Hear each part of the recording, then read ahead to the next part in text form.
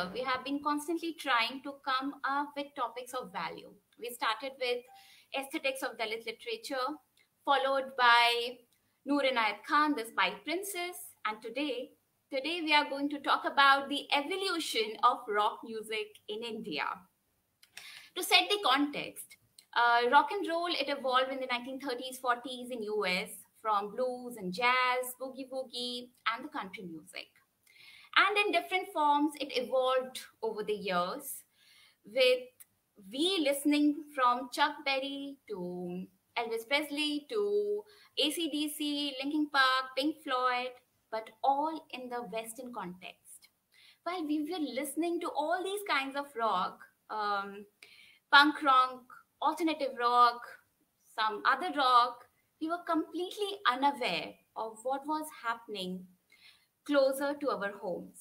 And we would have been left unaware if it wasn't for Abhimanyu Kukureja, the writer, director, and the co-producer of this brilliantly documented rockumentary,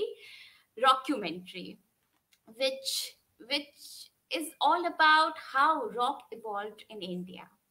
And before we go ahead and have Abhimanyu online with me, I would like to set the mood with the trailer of this beautiful, beautiful, beautiful documentary.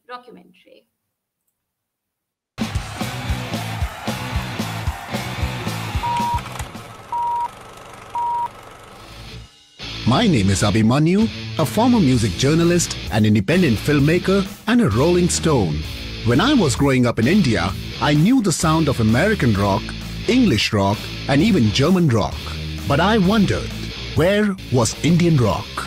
This is the story of rock in India.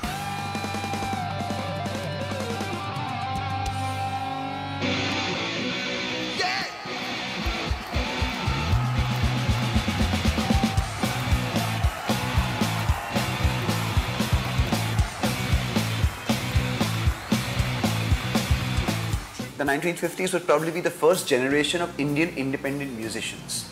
That's how it started from the late 50s and the 60s. And then in 1983, Tracy Chapman and all these people performed at India Gate. Jesus Christ Superstar is a big chapter in my life. I had no clue that I was going to be in it. Take me away! Your roots is about your hometown, it's about you sing about your mom and dad, about your heartaches, about your aspirations, about your faith. It's sentimental music. It's music with a lot of melody. My entire family gave me up because I used to walk bare feet. I used to just have a pajama and a ganji with a lot of beads around. Millennium, none of us come from wealthy backgrounds where we didn't have to work. All of us worked for a living. None of us inherited anything. None of us had some amazing background where we could afford to say, oh, it's okay.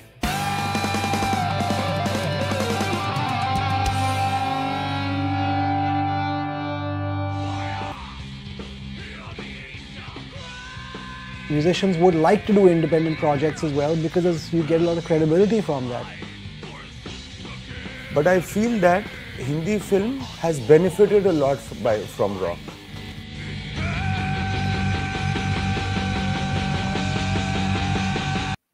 Welcome, Abhimanyu. Thank you for joining us and thank you for agreeing to do this.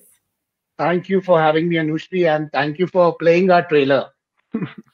I didn't see it for a long time since it got released, and it's really good to catch up with it. Oh, it's a peppy one, and it sets you high. You feel like dancing. Yeah. Okay. Thanks for having me, Anushri. Oh, it's a pleasure. And to start with, for our audience who have not seen the film and who are not really aware of the rock scenario, could you please trace your journey a little bit, help us understand the highlights? Like, I'm sure that you cannot tell us everything in a few minutes, but just to set the context, could you please some highlights from your journey? So my journey started way before the film started, in a way, because, I'm from Bhopal, Madhya Pradesh, and I studied in a boarding school in Indore. And only when I got an opportunity to do my university in Delhi, that was the time, I actually met musicians who were playing rock and roll music. So I was very fortunate. I think I had a few friends. One of my friend used to have a heavy metal band called Artillery, and it used to be a college band, and they used to play around. And luckily this guy became my flatmate, and I got more and more involved in it. And then being a college student, obviously we would love to go out and attend these music concerts. And the biggest one of the year those days when I was in university used to be the Great Indian Rock Show that was curated by the late Amit Sehgal, who's who's the man behind a lot of bands at the moment. Even bands like Parikrama, and Subir Malik, as he says in his interview, these guys were very close to Amit Sehgal. And not just these guys, there are a host of young bands like Undying INC, for example. These guys are part of my film. And a lot of bands from the 90s, where this magazine called the Rock Street Journal was functioning, and they were organizing these concerts. This 3-day concert, this 3-day festival, basically, which was called the Great Indian Rock Festival, and that used to happen in Pragati Maidan, Delhi. So this is a little bit of my introduction to Indian rock, how it started, because I'm from I was born in the 80s. So obviously, my generation is a little different. But what is also interesting is, as I started exploring Indian rock music, and the more and more I met bands from my generation, it also drew me curious to find out who were the bands before these guys. So, one guy led me to another. Through some friend, I got to know about Indiscreet, for example, a band from the 80s. And then I met Zubin way back in 2008 for another documentary that I had done for a news channel. He's from Indiscreet, and I got to know about him. I remember Zubin telling me way back in 2008, he doesn't remember, but he introduced me. He told me about Gary Lawyer.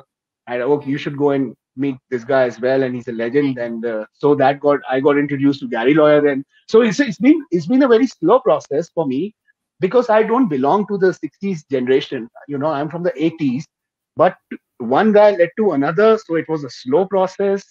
But in the end, it was a journey of my lifetime, I could say. No, and the process must have been slow, but it has bloomed so beautifully with your movie that I'm sure it's worth it.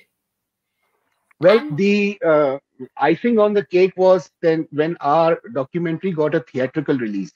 Yes. Which is kind of it is kind of unheard of for a documentary on Indian rock to get a multiple city theatrical release, thanks to PVR Cinemas, who gave us this lovely opportunity. For a minute, I was under the impression that maybe because of COVID, we've got this opportunity and things like that. But later on, what my distributing partner, Luminosity Pictures, they confirmed me that PVR Cinemas was always interested in our content, and COVID only delayed us. It would have been a much spectacular release if this pandemic had not hit us. So in a way, I'm really thankful to PVR Cinemas for whatever, picking up content like this and bringing it to theaters. It's been amazing. Right, I'm sure a lot of people are waiting for the movie, who are genuinely interested to know about the evolution, and we're really waiting. Anyway, so about your journey, what was your experience? When you approached these legions in different cities, were they really open? In sharing whatever they had about, or you just really want to convince them? It totally depends from person to person, first of all. But in general, musicians are, they want to know, like, what is this guy? Why does he want to meet me? So they did ask me a lot of questions before. Few of them are very, very media shy as well. They just don't want to come out easily in front of a camera. And so some of them, it has been a little bit of a ride. But overall, when everybody got to know about this idea and, got They to know loved it. that, everybody involved in this circle of musicians is getting involved in the film, I think that motivated everybody to be a part of it. And in the end, everybody supported me, made personal videos for my promotions when the theater release was happening. Yes. So really went out of the way to do things. But that's only when people get to know that, all right, something good is happening and something good for music. There's a whole history that needs to be documented. And so I think it is what it is. Okay. What do you have to say about your experience in Park Street, Kolkata, when you were documenting the scenario, the rock scenario in Kolkata, and what do you think has Park Street become now?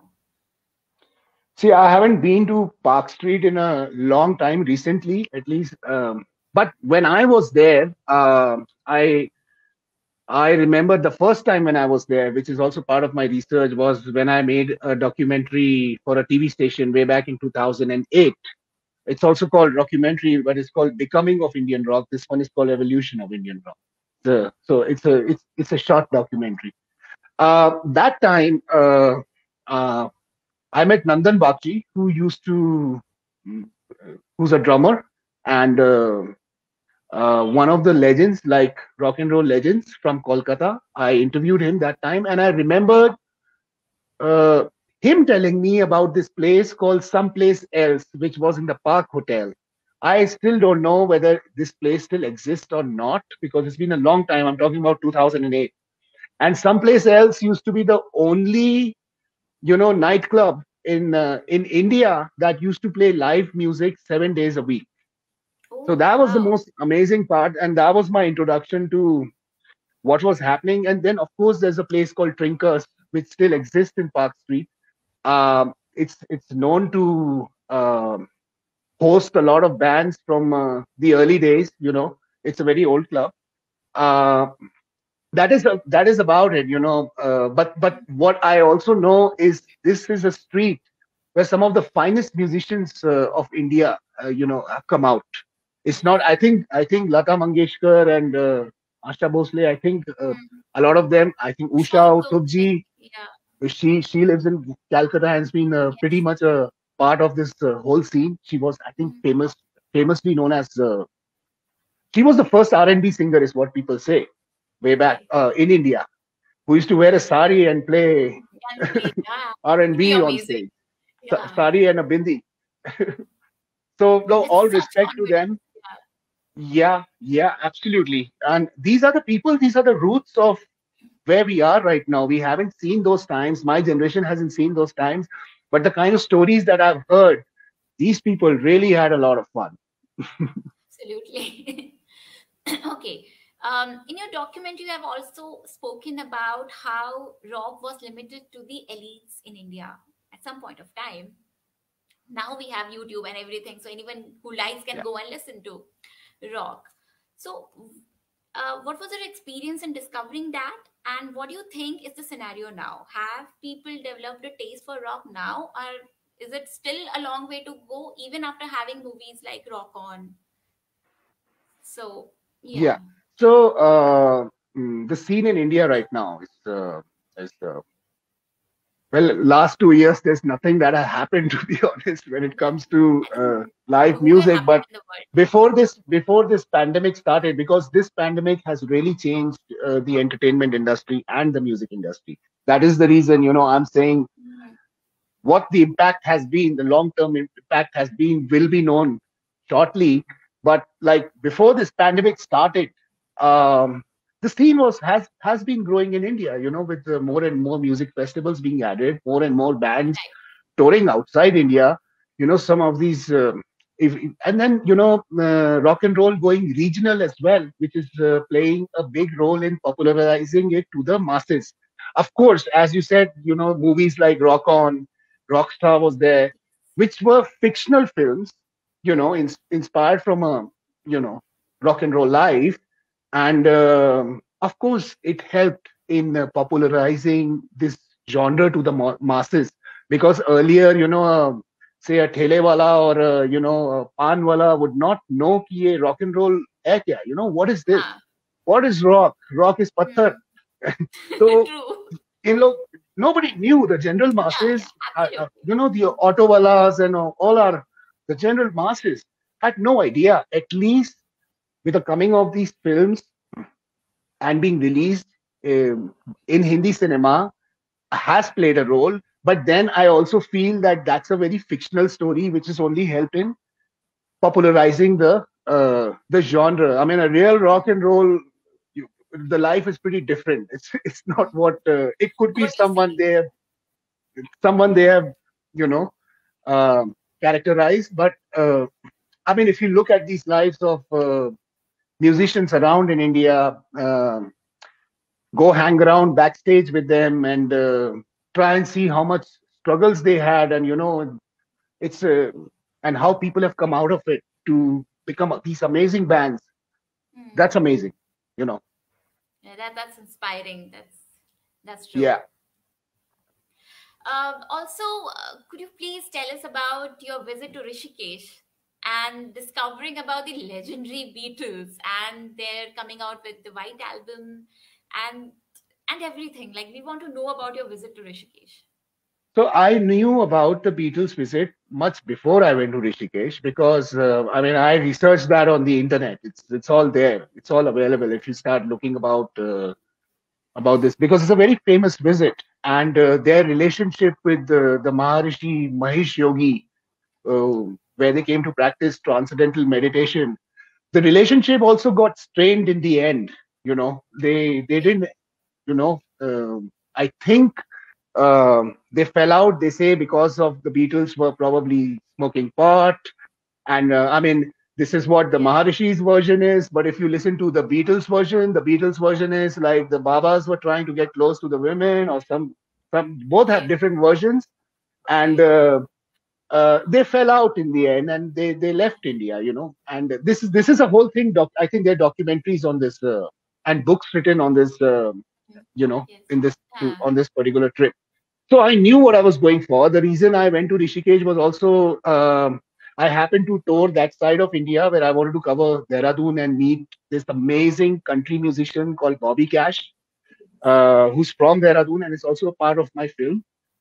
After meeting him, Rishikesh was just close by, and obviously, when you're making a documentary on rock and roll in India, how can you miss this famous Rishikesh trip by the Beatles? Because this changed their lives, and this changed the lives of a lot of Eastern musicians as well.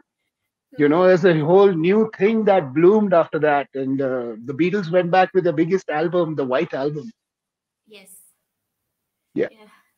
Would have been such an experience, like visiting the place and then just imagining that this has happened here. So yeah, just thinking about it, I was in a very foggy state of mind, just thinking about it and being in the ashram for the first time, and also looking at those amazing graffitis that the Beatles fans have made inside the ashrams, and you can see, there's so much of love for the Beatles in India. Fans from around the world come to that place, and they've done some sort of artwork inside as a tribute to the Beatles. It's still not forgotten. Wow. Yeah. So while touring, you have, I think you have interviewed one women band with 4 women. Yeah. And so is it like there are really this scarcity and dearth of women in rock, or there were others who you could have documented but there was no time? And have you come across more women No, bands? we did shoot an all-women band called Just Us, which was from the 70s, the 80s. Then there's a lot of bands which we could not put in the film because of the timing. And if this film gets converted into a series, then a lot of these, I have a lot of these kind of interviews that could be used in future projects. But it was impossible to. There's a lot of interviews, honestly, that I haven't been able to use. Is what I'm trying to say.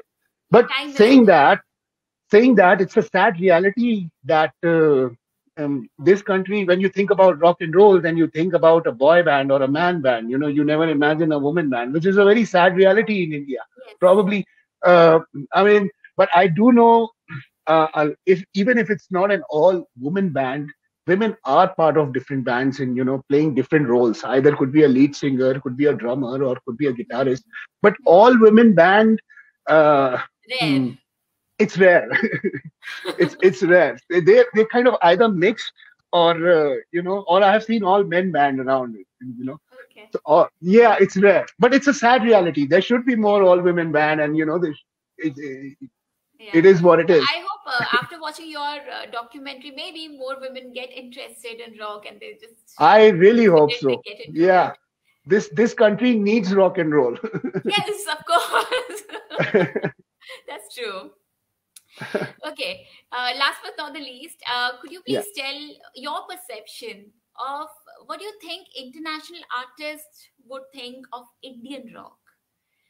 It's evolving. We have regional Hindi rock, other kinds of rock. Have you come across any opinion, any perspective which let us know what they think of our version? So I was in Finland long time ago. I went to Helsinki on a trip, and I had a friend of mine called Ivan, who's no more alive, unfortunately. He was big time into heavy metal and rock music, and because his father was a very famous drummer in Finland, and in the 80s he used to be quite famous. So this guy was big time into it, and I went to his house one day, like surprise visit. He's sleeping in his bed, and I wake him up, and then I see on his computer, on his laptop, there's a sticker of this Indian band that I've documented in the film called Atomic Forest. Wow, that's interesting. And I'm surprised. I'm like, how does he know this Finnish guy? And then I wake up this dude. And I'm like, hey, I'm here. But what is this? Where did you get this from? And then this guy pulls out an album. He had an LP that you could play. He had an album for his gramophone, which was a collector's album, which he might have bought hundreds of dollars, which is available on the internet. And this album is called Obsession 77. Okay. So that was something I was really surprised. Another discovery that we made in the film was, I think this album called Obsession 77 was remastered by an American fan, not by an Indian guy, because some American guy sitting there discovered this album on the internet, which was called Obsession 77. He loved it, and he decided, nobody's doing anything about it, so I'm going to convert it, into an LP. And people and music lovers would buy this at a very high price, which he did that. And it's become a collector's album now. So, of course, music lovers have no boundaries. They do love Indian content. It's just that people don't know about these wonderful Indian bands from the 60s and 70s. But now efforts have been made, their books have been published on this subject, and there's more documentaries that are slowly coming out. People are profiling these rock and roll musicians. There's a whole Facebook group devoted on Indian rock, and people post every day, and this was never the case till at least 2008 when I was starting with my research. I remember there was not even a Wikipedia page, and now things have evolved. So obviously I think the world needs more information from India, and then only people outside India would react to these lovely musicians. Wow.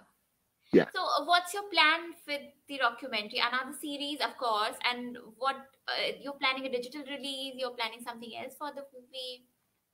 So we as I said, on the 5th of March, we had a theatrical release, but unfortunately, because of the pandemic, not many people could watch it. And we even had a premiere event which we had to cancel at the last minute, so the next good news is that, of course, we are coming to OTT platforms, but we are in talks with at least 3 or 4 of them. I cannot name them at the moment. The deal has to be finalized. But in the next, say, 1 or 2 months, I should be giving the good news, and it's definitely going to come to OTT. So don't worry about that. I will bring it there. That'll be great, because we really need that online. Otherwise, how we? No, I understand. It has to be on a streaming platform. See, initially it was meant for OTTs. We never made it in a way that we want to go to theaters. But since we got an opportunity, we got an offer from PVR, then why not?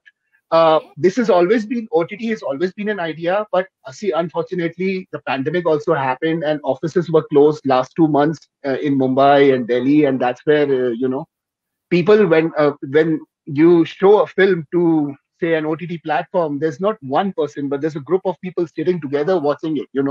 So that thing wasn't really happening. And this second wave has been really bad, and we know people personally who were affected by this. So I don't think last 2 months we really were in a frame of mind to do anything further. But the good news is now my distributor's office has opened up in Bombay. They are working with half the staff and whatever, and talks are resuming again. So let's say this year for sure, but give me another 1 or 2 months to at least announce where we are going. Yeah. So fingers crossed. All the very best for your OTT release, and we'll be spreading the word like anything as soon as it gets online. I'm sure the music lovers will be greatly benefited from your documentation of Indian rock. So thank you, Anushri. Thank you again. Thank you so much, Abhimanyu, for agreeing to do this, and we wish you all the very best. Thank you for having me, and wish you a great evening ahead. Bye-bye. Bye. Bye.